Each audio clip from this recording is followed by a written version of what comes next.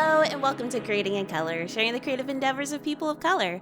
I'm your host, Kaybe, and today we welcome back Joey Clift, a writer and consulting producer for Spirit Rangers at Netflix Animation, whose past projects include the new Looney Tunes, Lego Ninjago, Decoded. Telling people you're Native American when you're not Native is a lot like telling a bear you're a bear when you're not a bear, among others.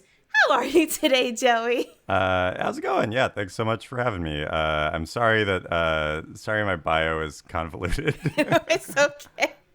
I feel bad whenever anybody says the name of the bear short, just because it's like 24 words long, and it's just like I feel like it was funny to me when I named it, but I didn't realize when I named it that I was gonna have to like talk about it a lot, and people are gonna like introduce me as that. So I'm just like, every time I said it, I'm just like, I should have had a shorter title. I mean, it's memorable. That's good. Oh, thank you. I appreciate that. Mm-hmm. So, what is a writer and what is a consulting producer? Yeah, for sure. So a writer is the easy version to say. That's a very circular definition. Is someone who writes, preferably for money. Writing is storytelling, so it's basically writing scripts and things like that tell a story from start to finish. My specific things that I write tend to be TV writing, though I'm doing some stuff in like the short film space and other things like that. So it's just telling the story in a TV show, helping come up with the characters, the situations they're in, pitching jokes and all that stuff. And a consulting producer is it's one of those Hollywood terms that like kind of means different things depending on who has the title. Like the term producer could mean 50 different things. In my situation as a consulting producer on Spirit Rangers, a lot of my job is, I would say, just like, being a second set of eyes for like the Native representation on the show. So Spirit Rangers is the first TV show in the history of U.S. animation, the first animated TV show in the history of U.S. animation, created by a Native person, the genius Shumash TV writer Chris Valencia. It has an all-Native writers' room. It's got, Native characters played by Native actors and a big Native team. And, because of that, we're like very passionate, and Chris is very passionate about just like making sure that we get the representation right. Because like I said, this is the first one. And so it's having a lot of conversations about, artwork, specifically related to artwork around characters that are part from my, kind of tribal community, which is Cowlitz, which is like a coastal Salish tribe. And, then there's also a lot of, just like recommending personnel, like especially with Native folks. It's like, because there haven't been a ton of Native TV shows, Hollywood doesn't necessarily have a Rolodex of, Native composers, Native actors, and stuff like that. So, me being somebody who's like pretty well connected within Native Hollywood, it's a lot of, just like asking around to get the right people in the right positions to make sure that we've got, good folks working on the show that will be able to bring like a cultural specificity to the show that is, important to the show being good and cool and high quality and, something that we're going to love. That's absolute. Like, I know I'm going to ask you later about Native representation in media, but that's absolutely crazy to me that this is the first animated show created by Natives. Like, that's duh in a way, but also wow. Yeah, it is. I mean, it's one of those things where like it's hard for me to fathom even being somebody working on, that show and shows like that, of like just how, bad Native representation has been, in the United States for hundreds and hundreds of years. And, a big part of that is, like the forced genocide of Native people since the founding of this country, like it's like no joke. It's like something that you can definitely tie back to like that kind of thing. And, and there was definitely like an intent put forward in the media to not tell Native stories for a really long time. And it really wasn't until like something that I cite a lot is the Standing Rock water protectors facing down the Dakota Access Pipeline in 2016. Yeah. Pretty much up until then, just like authentic Native stories weren't really covered in the media. And then this, really big political action happened of people just, trying to protect their land and, all that from this oil pipeline. And like the news wasn't covering it, but, we all have smartphones and we all have Twitter. So people were like filming, like riot police, like beating up native folks who were just trying to protect their own land and stuff like that. And and these clips were going viral on Twitter. And all of a sudden people were like, why isn't anybody talking about this? And it kind of like forced the news to cover it. Just because it's like weird that if you're not covering this thing that everybody's talking about on social media, and it kind of like makes it obvious that you're not covering native stories. And I think that since then, like really, since 2016, like I feel like because the mass media started to cover native stories, it sort of reminded Hollywood that we exist.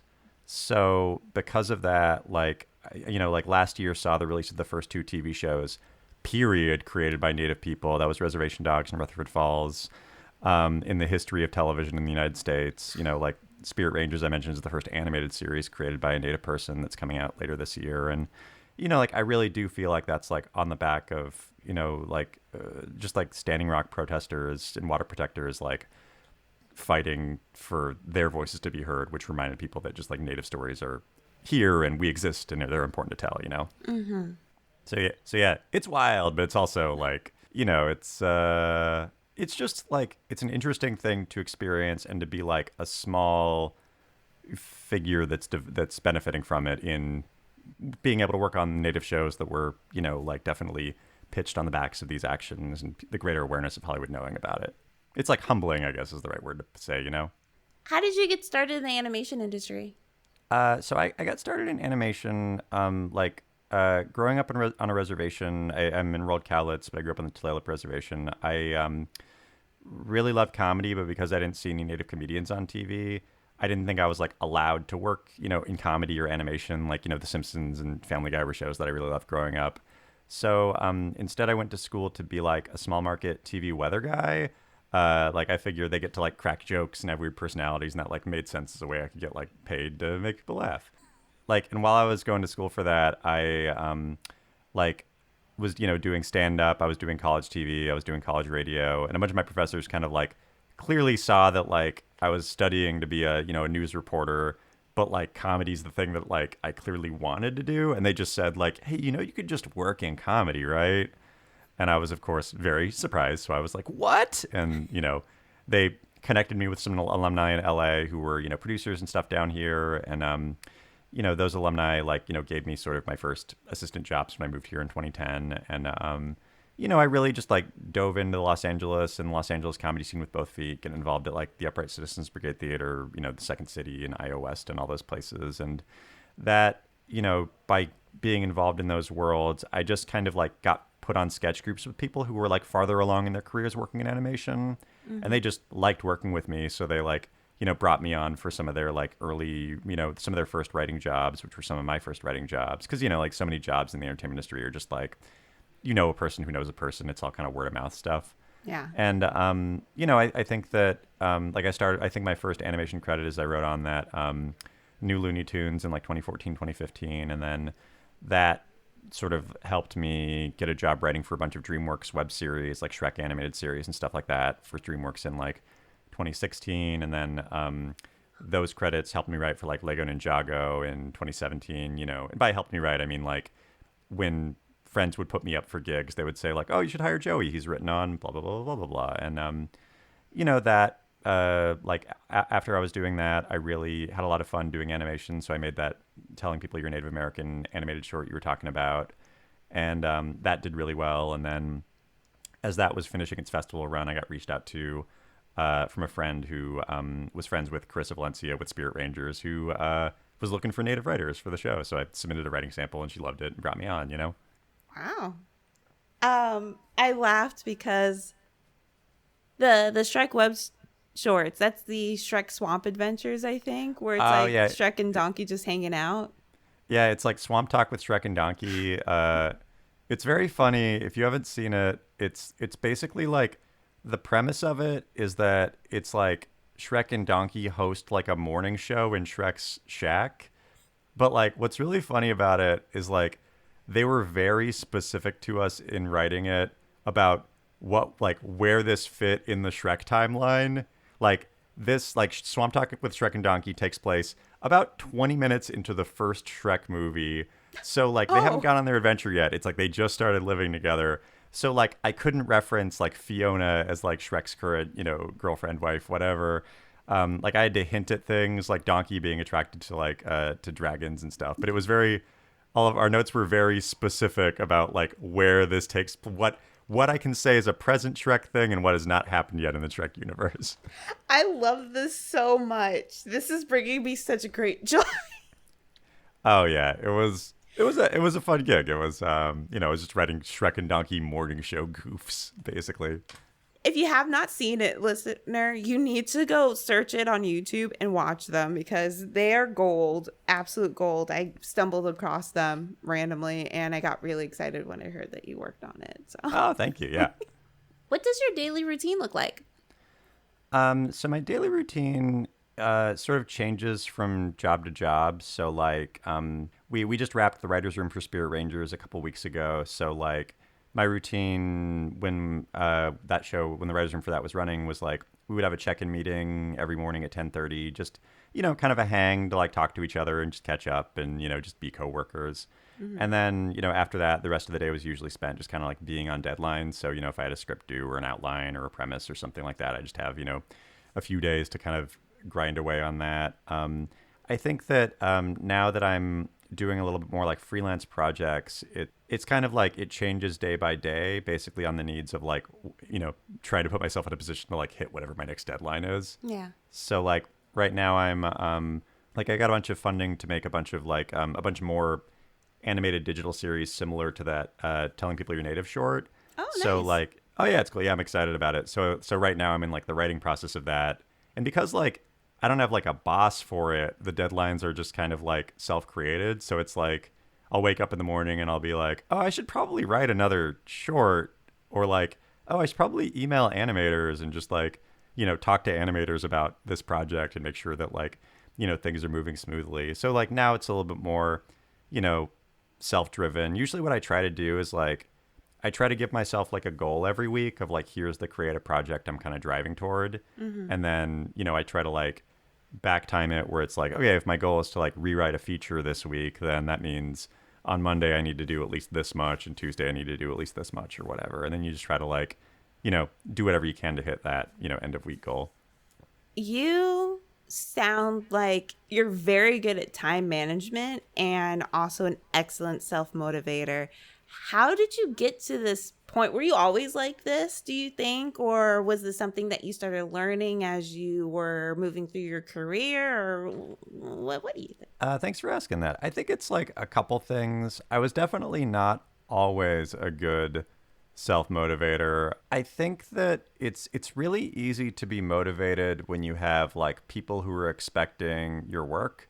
So like if I tell my manager or whatever that I'm going to have a script to her, by the end of the week, it's like I'll feel bad if I don't get it to her when I say I'm going to get it to her. So I would say guilt and shame are two motivators, which is just like, I don't want to like miss deadlines to make people feel bad or that I'm, not responsible or whatever. Right. I would say like, I don't know.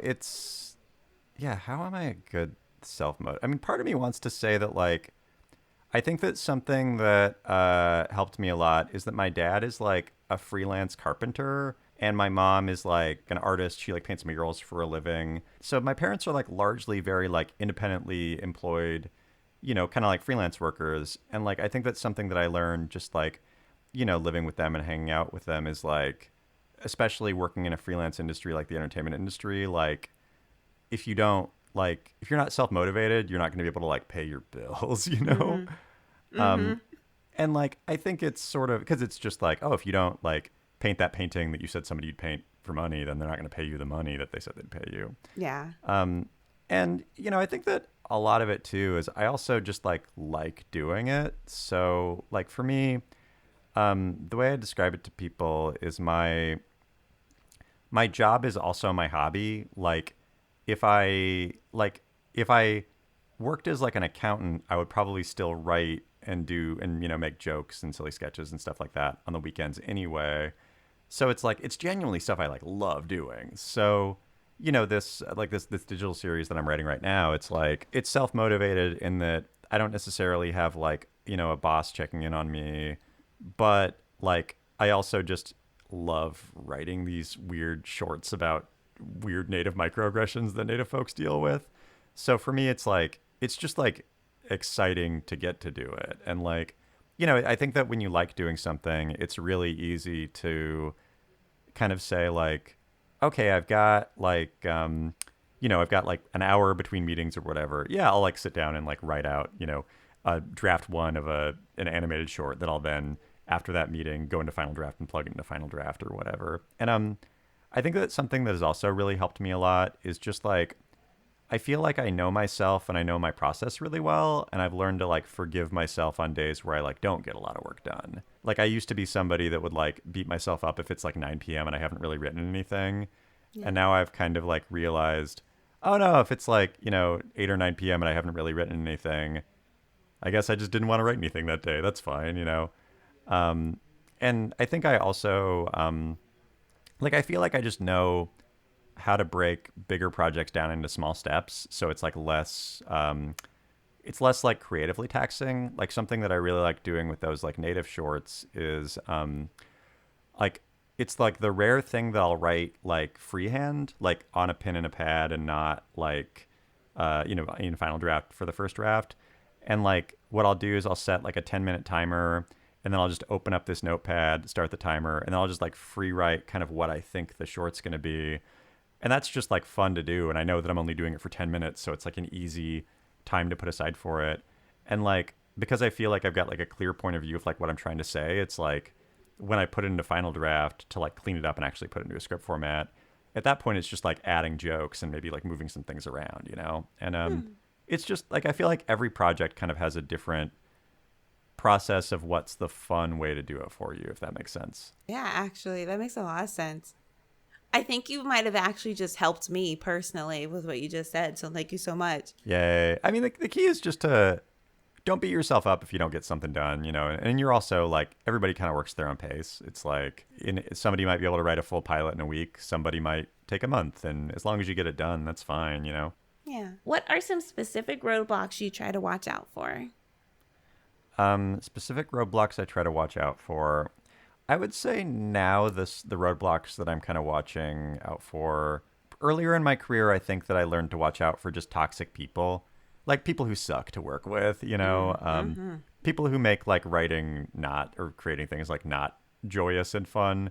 I feel like those are easy people to like, you know, try to like avoid when you start to kind of like sniff out the types of people that those are. And then I think that now I'm in kind of an embarrassment of riches point where it's like, I feel like I have a lot of projects going and like a lot of, you know, people want to work with me and stuff, which is, you know, really cool. And I've, you know, been in LA for 12 years and worked really hard to get to this point. But like, so I think that now for me, it's like, it's the opposite of just like not saying yes to too much.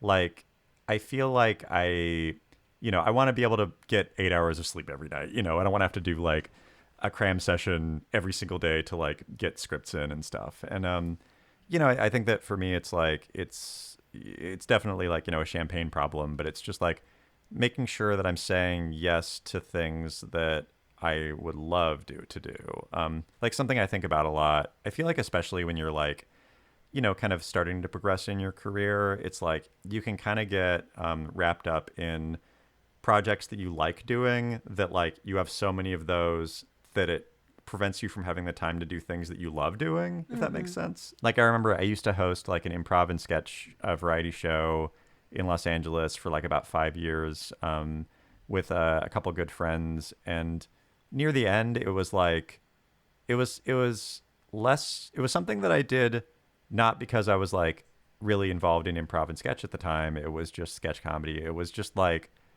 I enjoyed hanging out with the people I hosted it with. But then I started to do the math and I was like, oh, we do this, you know, twice a month. It's like the show is 3 hours. Setting up is probably, you know, an hour each time. So that's like 4 hours. And then like the commute is probably like half an hour each way. So that's probably like 10 hours a month that I'm spending on this like show that I don't like doing. I just do it because I like the people I'm doing it with. And then I kind of realized, oh, I could stop doing that and then just be friends with the people I host it with. So like now, I politely backed off and then we all jumped on a text chain together and now we see movies together and hang out. And it's like, we're just friends. And that's all I wanted out of that show at the end. So it's just like kind of eyeballing the things you spend your time on and, making sure that you're not like spending too much time on things that you like don't love doing that you could be replacing with things that you do love doing. Yeah. So I want to ask you, I know you kind of mentioned it a little bit about your story writing process. As someone who is also interested in story and writing and what have you, what is the best way to get over mind blocks that kind of like either create hesitation to start writing down something or you start word vomiting all over the page and then you kind of like have to run away because it frightens you? Does that make any sense? Yeah, I get what you're talking about. Okay. It's sort of just like the anxiety of, do I suck? Should I have been a doctor? Yeah. It's like, yeah. Am I wasting my life? Is this what's happening? Yeah, exactly.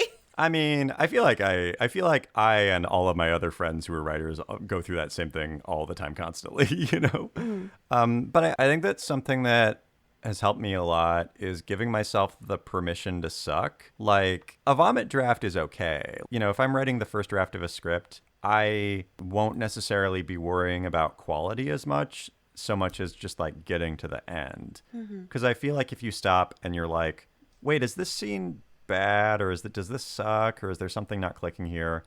Like, you can kind of get too in your head about it, and like that can make you like just like frozen with fear of like, okay, does this suck? Do I suck? Like, Yeah. And then you kind of death spiral, and then you end up taking 7 naps that day instead of writing, And I think that for me, it's like whenever I'm writing the first draft of a script, even a script for a job, it's like I'm not going back and looking at anything that I wrote previously in the script. Like if I'm at like page 10 of a 16-page script and I'm like, I took a break and then woke up in the morning and I'm starting up again, I'm not like going back to page 1 and reading. I'm just like starting from 10 and working through the outline and plugging away. And and then once I finish it, then I'll like go back. Then I'll usually like take a day and like, sleep on it and then wake up and then kind of go through it and be like, okay, I know that this was bad when I finished it. So now I'm going to go back and like, polish it up and see what's working and see what's not working. And, then that polished version is the one that I'll, turn into my bosses and stuff like that. And, I think and I also think that like the moments where you have a block when you're a writer, especially when you're writing like a story, a pilot or something like that, that's when you hit something that you like didn't figure out. So I think that for me, like, that's something that like, like if you write a script, you write like, probably like the log line or like, sort of a loose couple sentences of what the thing is. And then you'll write like the outline, which is like a 3 or 4 page document. That's if it's like a, kid's 11-minute, that's sort of like a loose description of, or it's a blocked out description of like what happens in each scene and what story beats you're hitting. And then you take that and turn it into the script. And for me, like, if I'm writing the script and I have a block, it tells me that there's something that I like didn't figure out in the outline. So I have to like lay down and think about it and be like, okay, so like, why would this character do this? Or like, okay, I need this action to happen in this scene, or like this, emotional beat to happen. But it's like, that doesn't make sense if these 3 things are happening. So how do I like shore that up in a way that it like works and tracks and, turns into a good story? It's just like problems that you didn't solve in the early stages. And, and I also think that like, it's okay to give yourself the time to figure that stuff out, Like, yeah, I guess it's just like, if there's anything I were to say, it's just like, it's okay it's okay if it's bad. It's okay if there's like still question marks, and you can kind of just push through those. And, if you can't think of the perfect joke, it's okay to just write insert good joke here. And then when you go and rewrite it before you send it in to people, then just be like, oh, probably this joke, Okay. Like you can put placeholder stuff in if that's the thing that's holding you up. I never even thought of that, to be completely honest, for me personally. What's your creative process, if you don't mind me asking? Oh, God. I don't know, crying a lot and then like hiding. Yeah. Yeah, I do a lot of like laying in bed with my eyes closed, being like, why did I become a writer? Exactly. And then I'll like, I think that that's something this is like a work from home benefit, is like if I ever feel myself going into that spot, if I'm in office, I'll go for a walk. Like I'll just go for like, I'll just get up and go for a walk around the block, or I'll like just start like boiling tea. Like I drink tea, and then like by the time that the tea is boiled and I pour it into the thing, it's sort of like, oh, I feel like my brain has thought about the thing for long enough to be able to sit down and figure it out. But I feel like working from home, if I hit that block, I'll just like lay in bed for like 30 minutes, and then like I'll take a nap, and then when I wake up, I'm just like, well, I'm not tired anymore, so I have no excuse to not get back to this. So I guess I'll get back to it. And then by that time, I'll, have enough energy for another 3 or 4 pages or whatever. Yeah. As far as my creative process, I guess, I word vomit, and the process of doing the word vomit usually starts, I get a panic with the thought of it. And then I do it, and then I'm just like, I don't know what I'm doing. And I don't think I've ever, because I'm not necessarily trying to be a writer. I'm just trying to get better at writing. So I've never written a proper script that I felt if someone read it, it would make sense to them. But one thing I also do is I do a lot of thumbnailing. Oh, cool. So I'll do like brainstorming, but I'll just like draw out scenes, and then I try to connect it with words. I don't know. But I think it's like, I feel like writing is such a, I mean, I like to demystify the writing process, because I feel like people put this like, weird romantic thing on creativity, that it's like, like I've talked to writers who've said like that they can only write at 2 a.m. with a snifter of brandy in their hand, and like, and like a roaring fireplace, and like, and it's like, maybe you're being a little bit extra, but like, I think that writing is like a craft. It's like building a shelf or whatever, but it's like it's something that like anybody can like learn how to do, and you get better at it just by doing it. But I also think that like, unlike those things, I think that like whatever creative process works for you is what works, and like, and I think that it kind of changes, like I said, like from project to project, where like, Right. I feel like for this like native web series thing that I'm writing, this native animated series I'm writing, it's like what works for that is like just like writing the vomit draft freehand with like a timer. And like, I feel like I'm coming up with really good stuff doing that, but I wouldn't write like a feature that way, like, I think it's just for me for like shorter stuff. Like I wrote, I've got a short film that's like going through festivals right now. That's like a live action short. And like, I think I wrote the first draft of that kind of like, I wrote the beats of it out freehand. And then like, I took that to, the script stage, and then like wrote the script in Final Draft or whatever. But it's sort of like, yeah, I think that for shorter stuff, what I like about writing it freehand is you can kind of feel it, and you're just focusing on like the jokes and the structure of it, and you're not as worried about like the set or anything like that, or like, I think that part of that might just be because I'm like a writer and not like a visual artist. So for me, it's just like, oh, I'm just focusing on like the words and not format or anything. Whereas you, like with being a good visual artist, it's like, oh, the visual art is like a place for you to start from, because that's like how your brain thinks about story, Yeah. God, you should teach. Should I? Oh, maybe that's the good maybe that's what I could do instead of being a writer. You could teach writing, so like you can't run away. Oh no, then it's like, now I'm teaching other people to have anxiety about this stuff. What support, education, or resources did you use, or that you would recommend for someone trying to break in? When I moved to Los Angeles, I moved just with the broad goals to just work in comedy, but I didn't necessarily know what that meant, because like, working in comedy, does that mean acting? Does that mean being a stand-up? Does that mean being like an improviser? Does that mean being a director, a sound person, an editor? It's like, just working in comedy is like or is that features? Is that animated? Is that live action? It's just like, that's like a very big brush to paint with. So what I did when I first moved to Los Angeles is I tried to get coffee with as many like college alumni and like people that I knew that were already down here that worked in the industry as I could. And part of it was just because like I didn't know anything and just wanted to meet with people. But then like I started to realize the value of it was like, I'm just seeing what like different types of people in different career paths are like. I feel like all doctors have like some personality traits in common that like, makes them successful in the field of being a doctor. Or like, I feel like a lot of journalists, like TV news reporters, have like a couple similar personality quirks that are like, oh, this is kind of why you became a journalist. And I think it's the same with like agents and managers and producers and stuff like that. And for me, it's like, once I started meeting like sketch comedy people and animation writers and comedy writers, I feel like that for me was the thing of like, oh, you're like the people that I feel like I want to be the most like, not just in my career, but also like as a person. Like, oh, I could see myself being like this person just in terms of demeanor and personality when I'm, 50 or whatever.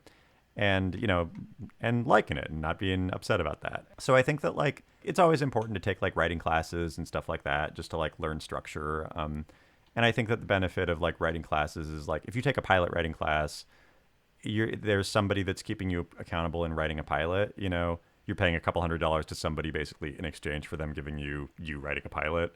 And they'll like walk you through the steps and stuff like that. But yeah, I think it's just like listening to interviews and podcasts and stuff like that of people who work in career paths that you want to work in, and then just being like, is that like a life I'd want? Is that like a thing I'd have fun doing? Specifically for comedy writing, there's a book that I really like called Here's the Kicker by Mike Sachs. That's basically this Vanity Fair writer doing one-on-one interviews with like different people who have worked in comedy over the years. And he interviews everybody from like, like recent comedy folks to like the original creator of the Mad Magazine fold-ins from like the 1940s, Wow. And it's like, this book probably came out in 2011, 2012. So it's a little bit older, but it's like, he interviewed like the producer of Borat and also the Mad Fold-in guy. And, I think that like reading that for me was a big light bulb moment of like, oh, I feel like my brain works similarly to how these people's brains work, Mm-hmm. And, I think that, yeah, like I said, like you can take a pilot writing class at like a community college or something like that to learn how to write TV pilots or, or a novel writing class. I'm sure, especially online, it's like there's probably digital, like Zoom writing classes you can take from wherever. But like, I think it's also good to just like sit down and think, are writers people that I want to be like? And if the answer is like, no, all writers are gross, then like maybe you shouldn't be a writer. Yeah. I feel like this is something a lot of people don't think about in the entertainment industry, especially when you first move here. But it's like, it's important to like chase your happiness. Like, it's okay to like, and like for me, when I'm like, oh, would I be happy being this cartoon comedy showrunner in his mid-50s when I'm in my mid-50s? And like, if the answer was like, no, his life seems like a nightmare or her life seems like a nightmare, then it's like, oh, I probably shouldn't try to be a comedy showrunner, Yeah, that makes complete sense. I interviewed a good amount of people and, even myself, some folks that were doing graphic design, or there was a social worker who was like on the podcast and they realized they weren't happy what they were doing. So they all took the steps and made a shift, and now Cool. they're all much happier at what they do.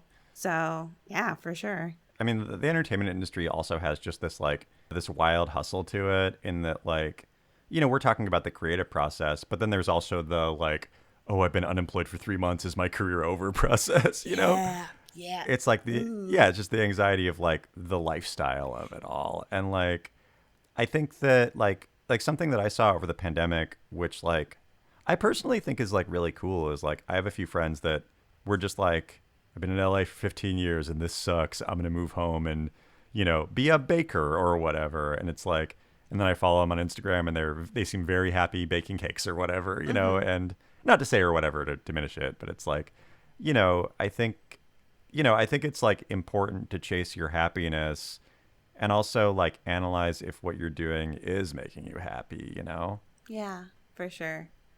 Well said. I feel like not enough people actually talk about that. So thank you for bringing that up. Oh, yeah. I mean, that's like, it is just a weird like advice that I got after I graduated college, but before I moved to Los Angeles. I did like a study abroad in London. I took out like $20,000 worth of student loan debt to do it. So it was not, my parents weren't rich to pay for it. It was definitely a credit card thing. And I did an internship with the production company Baby Cow Productions. They created The Mighty Boosh, Gavin and Stacey, and like Alan Partridge was kind of their big series created by Steve Coogan. He co-created the company with a guy named Henry Normal. And I remember like when I was interning for this company, Henry Normal is like a legendary UK comedy guy. He hosted a BBC show in the 90s. He like did a lot of stand-up and poetry and stuff like that in the 80s in the UK scene. And like he was in the office, and I remember like a couple weeks in sending him just like a very shy email like in the middle of the day just saying like, "Hey Henry, it's Joey, the intern for your company. If you have time in the next couple weeks, can we talk about comedy? If you're too busy, it's okay. Bye." And like he, after I sent that email, 5 minutes later came out, tapped me on the shoulder because I was one of 3 people in the office with him. Which is what me being like, "I'm Joey, your intern." He was like, "I know who you are." But he like invited me to his office and just gave me like a really good, like, I would say like transformative life conversation about just like working in comedy and like the lifestyle of it all and his experiences. And a bit of advice that he gave me that like really stuck with me is to be able to survive in the entertainment industry, you need to learn to love the uncertainty of it all.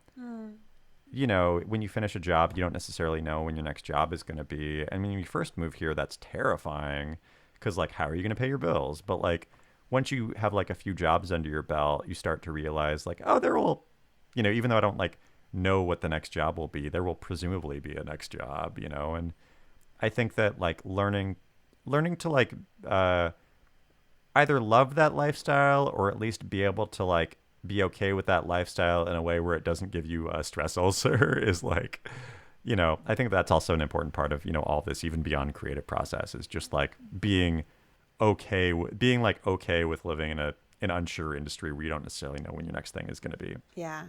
100% speaking about that, like personally right now, haha, off the record.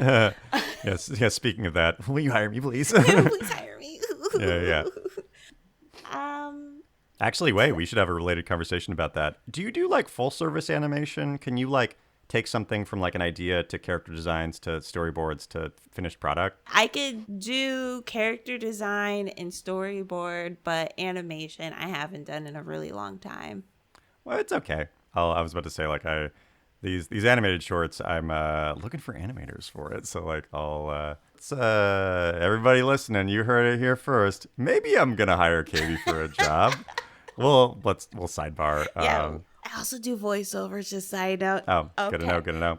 Do you have any tips about learning from home or to help learning from home? Learning from home, I think I can talk about that a little bit. I've been a working writer since 2012, but I still take writing classes here and there. Like I've never written a feature before up until a week or two ago when I finished my first feature script, which like a feature is like a movie. It's like, 90, 100 pages or something like that for a first draft. Mm-hmm. And I just like, it's something I wanted to do. So I just like took a feature writing class. So like every, Sunday at 9 a.m. I would jump on a Zoom and, give this class the first 10 pages of a feature or the second 10 pages or whatever.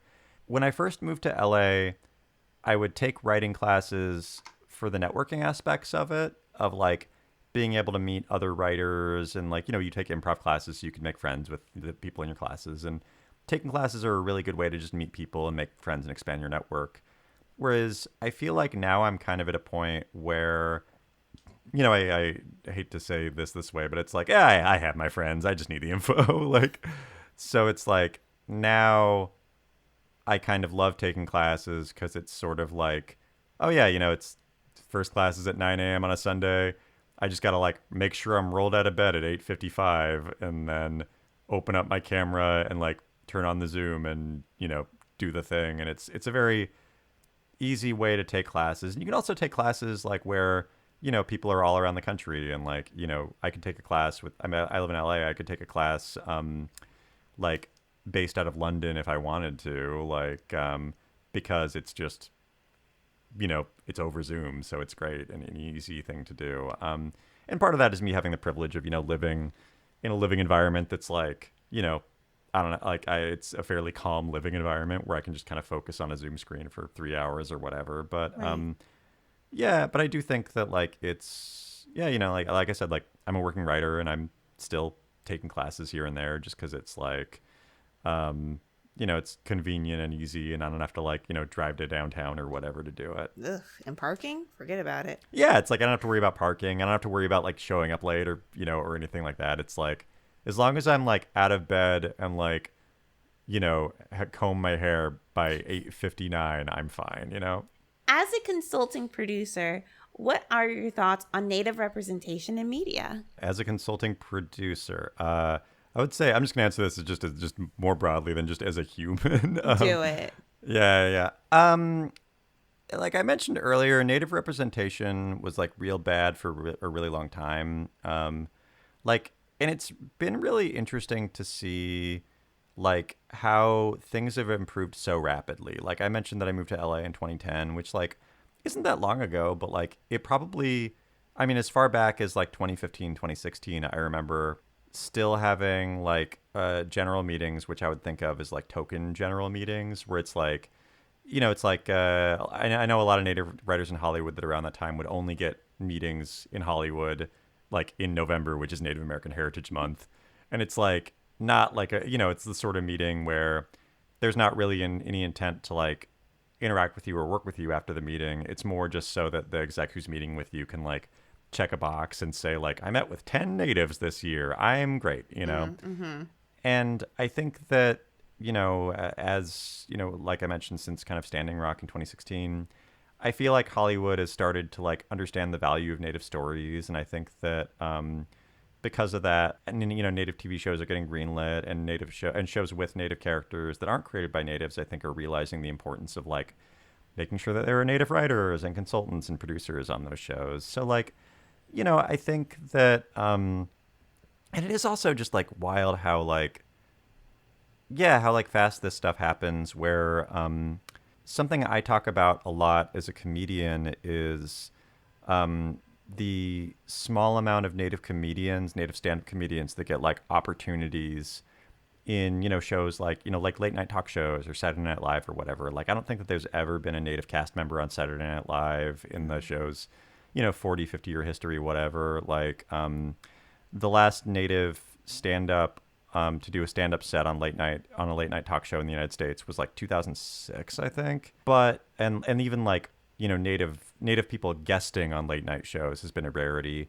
But like last night, Janice Schmieding, who's the co-star of Rutherford Falls, who's a very great actor, comedian, and also writer and stand-up, she guested on Late Night with Seth Meyers last night. That's like the first time that a Native person has guested on a late night show in years. And like, I think that we're kind of celebrating all of those like, when I say little wins, I don't mean it to diminish them, but those those wins constantly of like, a week or two ago, the show Dark Winds was released on AMC, which is the first hour-long drama series in the United States with an all-Native writers' room. Rutherford Falls, which was the first TV show created by a Native person to ever be released, is releasing their second season tomorrow. Reservation Dogs, which was the first show to ever have like an all-Native writers' room, is releasing their second season, in a month or two. Spirit Rangers, the show that I'm working on, is coming out later this year. And, and then there's even just stuff like, a year or two ago, an NFL team was named after like a major slur against Native people, and they changed their name. Like Deb Haaland is the Secretary of the Interior, and she's the first ever Native person to hold a secretary-level cabinet position in a U.S. presidential cabinet in the history of our country. Mm-hmm. And it's just like, it's, each of these wins really to me points to just this like amazing, I hate to say it, call it a renaissance, because that implies that like people weren't doing this work before this. But I would say just like the doors are finally opening for proper Native representation, and also just like giving folks the opportunity to like let their stories be heard, tell their stories in like real authentic ways. And like, so I think that right now it's like, like something I often say is that like the future is as bright as the sun. But like my hope is that what we're going through isn't just a moment in positive Native representation, that it's like, the first step in a long journey. Like, there are 5, native TV shows with like big native casts and stuff like that right now. Yeah, I think 4 or 5 or something like that. And my hope is that in 5 or 6 years there's 100. And that we don't just look at this as like this weird blip where natives got TV shows for 2 years. Yeah. Because it is also just like so important that our stories are told. Because like the native-run nonprofit Illuminative did a research study a couple of years ago showing that like 87% of U.S. schools don't teach Native history after 1890. To like most people, like Native people, we showed up at the first Thanksgiving, we gave the Pilgrims their food, and then we like disappeared like forest ghosts and gave the country to them and said, "Here you go," and then we just kind of like disappeared from the history books, and then we like had a few fights with the government in the 1800s, and then that's it, and I think that, our story is so nuanced and it's one of like triumph over adversity. And it's like, I think that with people being so uneducated about Native folks, like it tells me that like these stories need to be told to like teach people about just like that we exist in a contemporary sense. And then like in addition to that, it's also just like Native stories haven't really been told in the media in a mainstream way. So that means that if you tell a Native story, it's fresh. Like if you do, and you could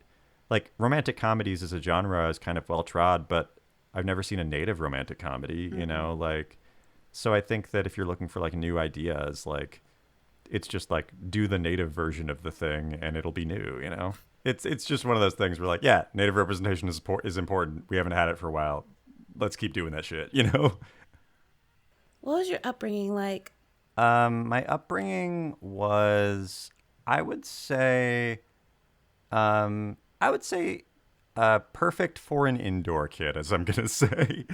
Like, like I grew up on the Tulalip Reservation, kind of in and around the Tulalip Reservation. Like we lived on the Tulalip Res, and then we like moved into the town of Marysville, which is kind of like the border town, just because rent was cheaper. And I would say that like I was just kind of like like I think a lot of writers and comedians, I was just like a dweeby kid who was bullied a lot, so I played a lot of video games. And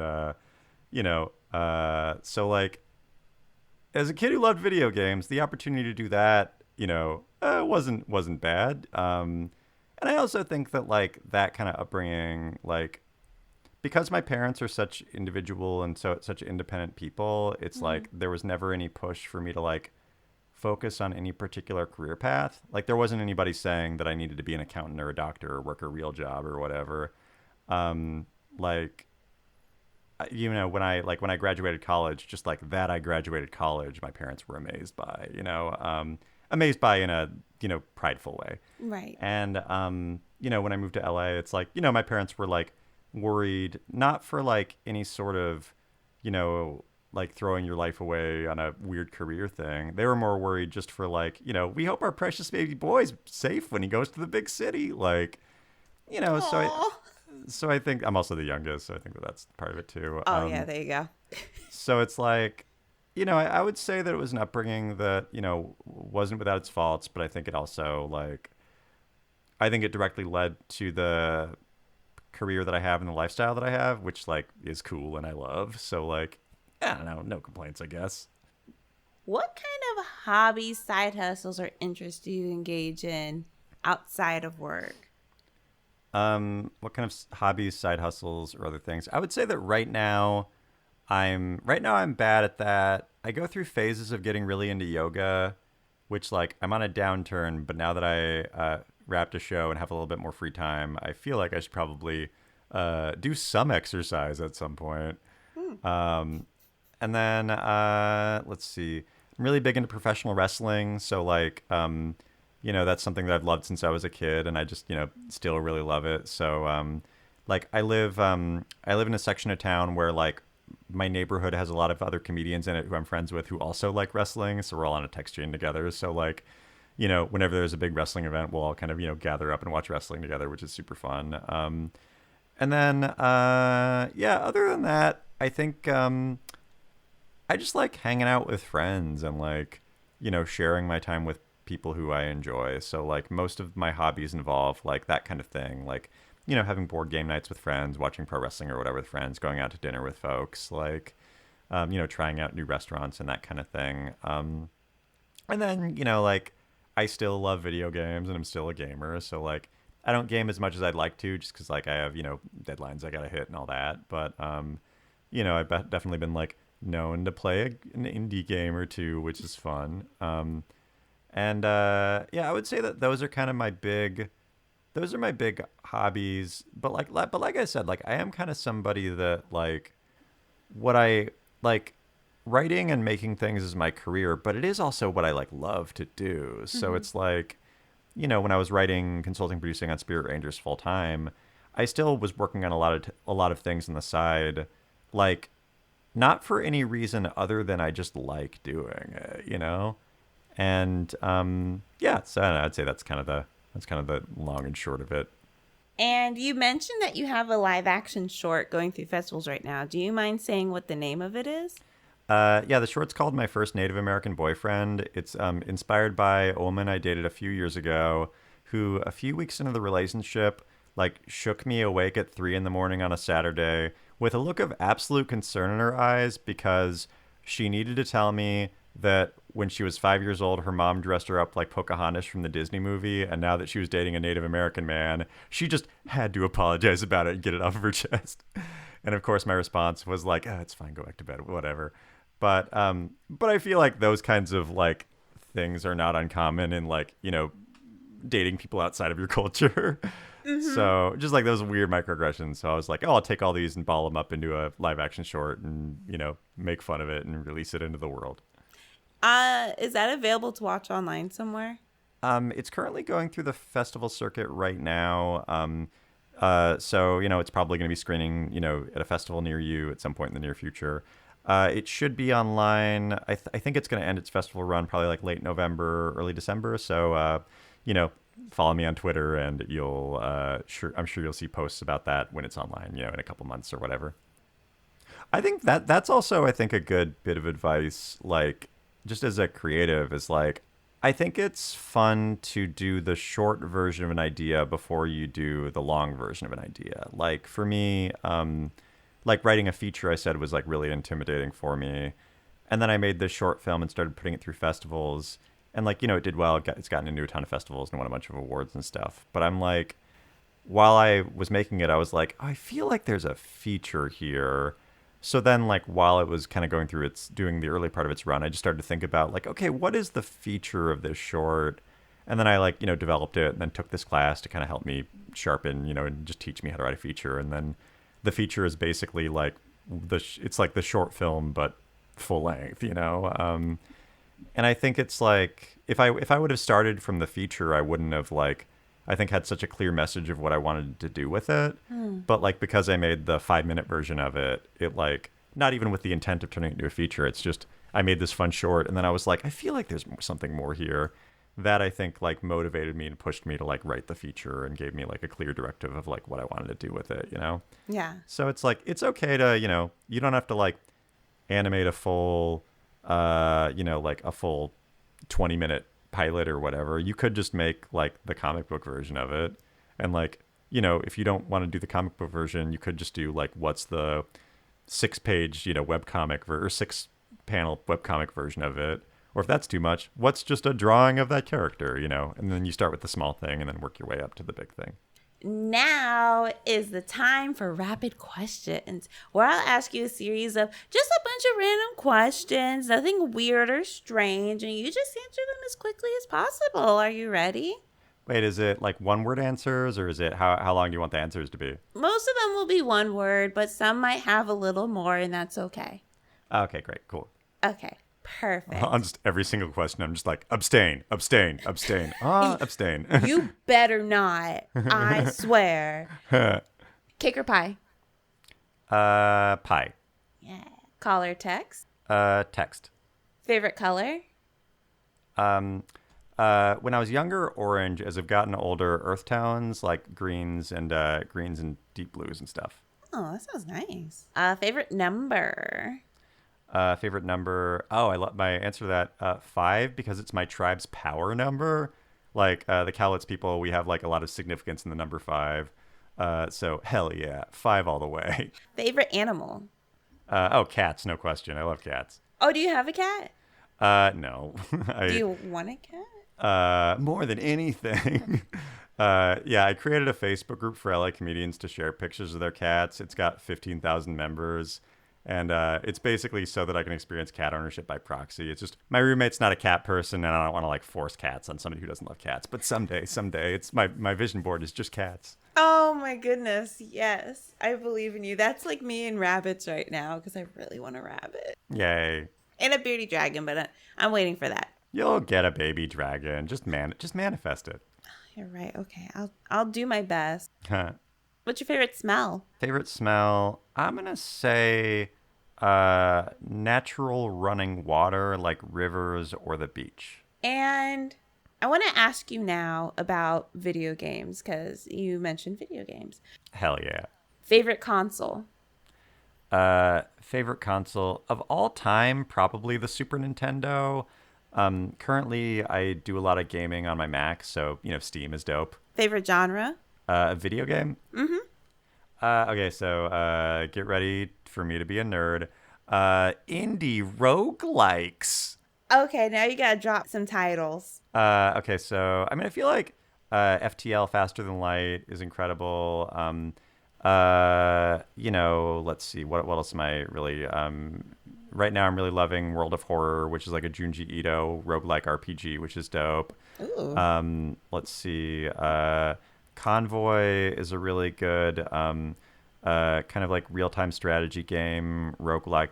It's kind of like Mad Max if it was like a roguelike sort of.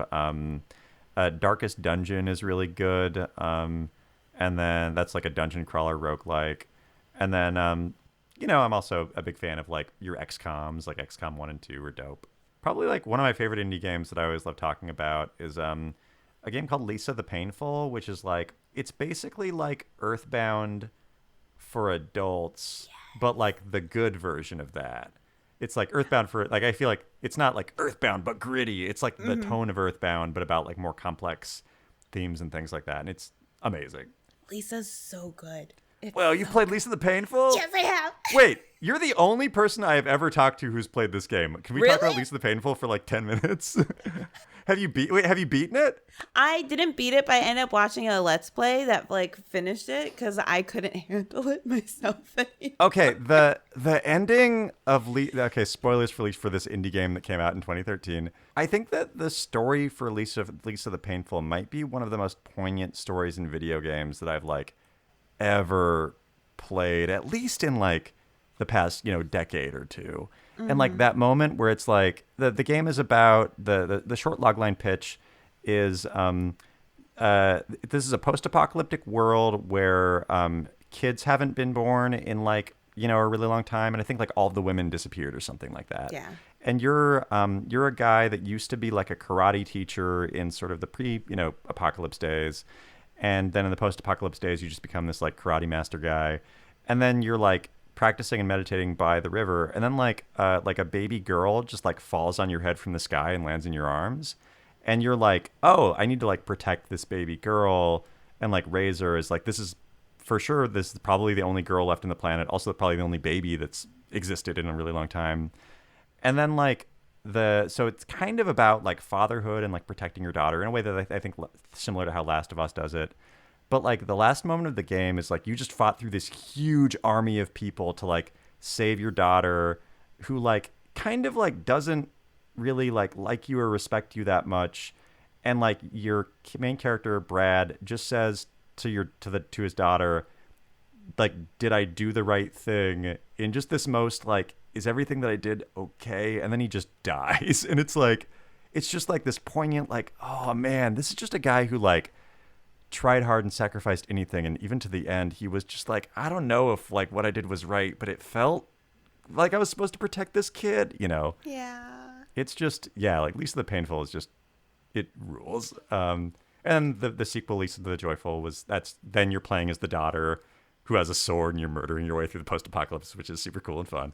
But it's also, it's just such a great, I don't know, yeah, like, can't give enough props to Lisa the Painful. It's such a good game. It's also like, if you're listening to this, it's only like 7 or 8 hours long. It's not a very long play. And it's like $5 on Steam. So definitely pick it up and check it out. That indie title, among many others, I feel handle storytelling in such a unique way, especially when it comes to video games, that I feel like really only gets accomplished through indie titles. Yeah.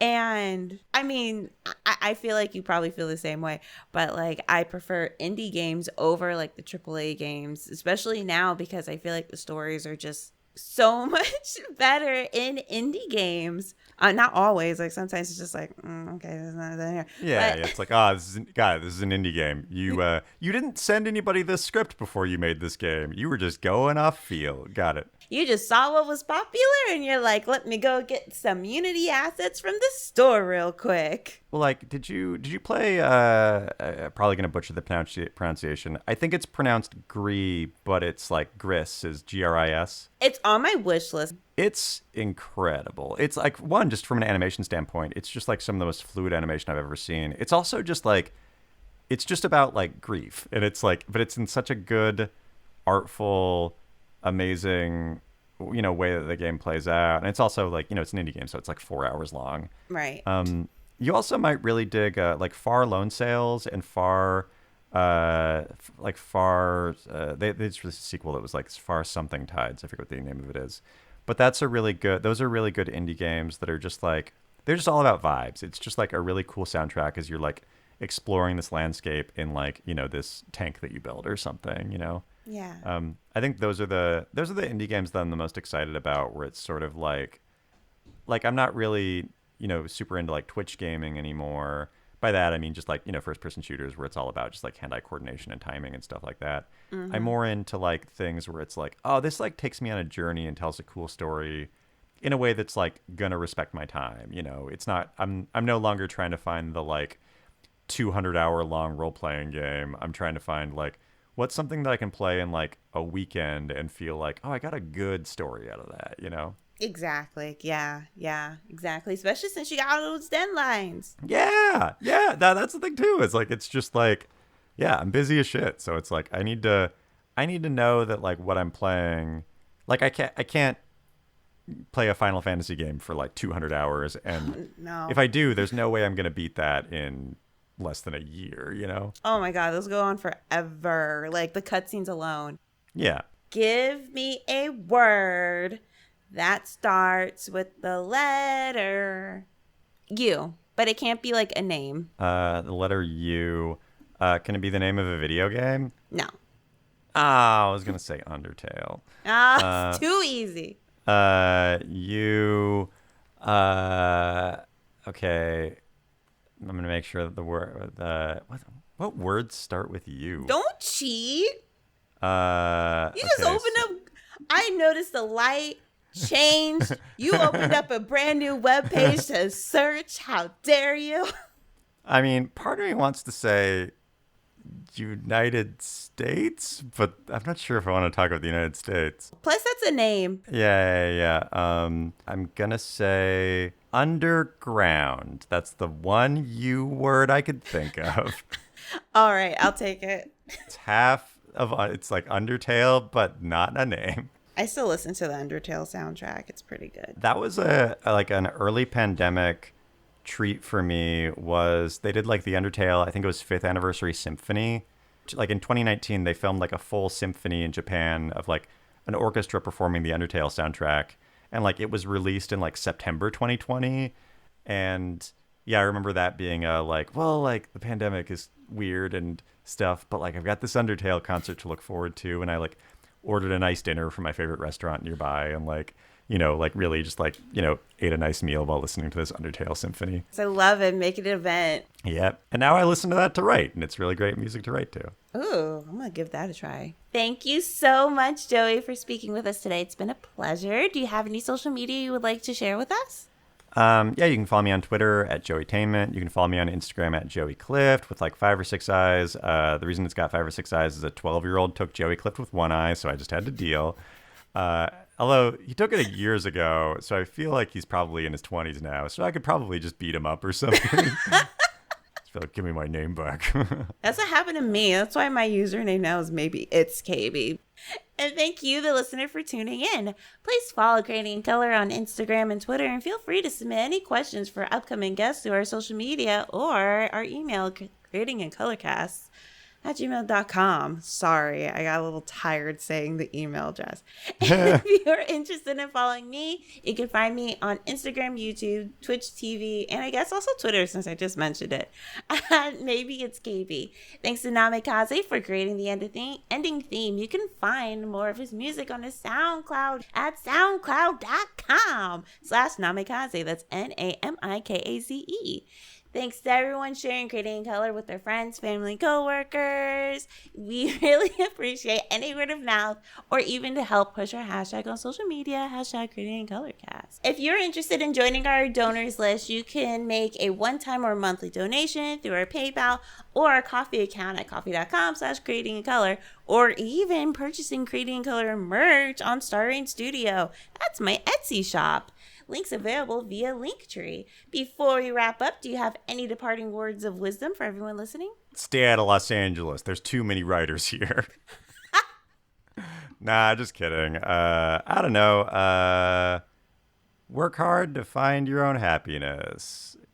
Also, cats are great. Get a cat. I couldn't agree more. Thanks so much. This has been Creating in Color. Keep striving, keep trying, keep creating. Bye. Goodbye.